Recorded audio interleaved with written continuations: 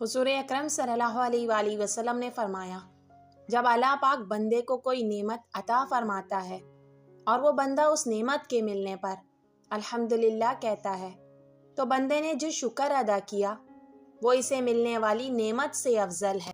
پیارے نبی صلی اللہ علیہ وآلہ وسلم نے فرمایا، جب اللہ کسی بندے کو پسند کرتا ہے تو اس پر خوب آزمائش ڈالتا ہے۔ نبی کریم صلی اللہ علیہ وآلہ وسلم نے فرمایا، دنیا فائدہ اٹھانے کی چیز ہے اور دنیا میں سب سے زیادہ فائدہ دینے والی چیز نیک بیوی ہے۔ پیارے نبی صلی اللہ علیہ وآلہ وسلم نے فرمایا، قیامت کے دن میری شفاعت سے سب سے زیادہ فیضیاب ہونے والا وہ شخص ہوگا جو سچے دل سے یا سچے جی سے لا الہ الا اللہ کہے گا۔ رسول اللہ صلی اللہ علیہ وآلہ وسلم نے ارشاد فرمایا، تم میں بہتر وہ ہے جو کھانا کھلاتا ہے۔ نبی کریم صلی اللہ علیہ وآلہ وسلم نے فرمایا، سفید کپڑا پہنا کرو کیونکہ یہ بہترین لباس میں سے ہے۔ رسول اللہ صلی اللہ علیہ وآلہ وسلم نے فرمایا، جس شخص کے ساتھ اللہ تعالیٰ بھلائی کا ارادہ کرے اسے دین کی سمجھ عنایت فرما دیتا ہے۔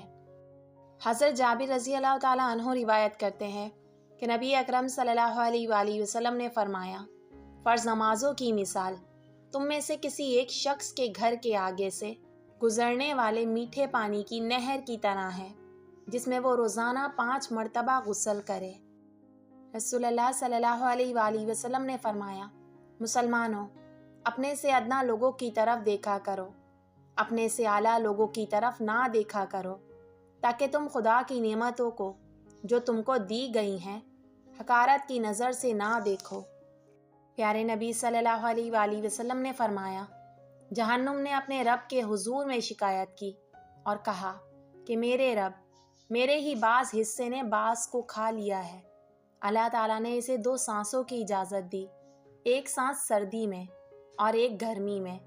تم انتہائی گرمی اور انتہائی سردی جو ان موسموں میں دیکھتے ہو اس کا یہی سبب ہے۔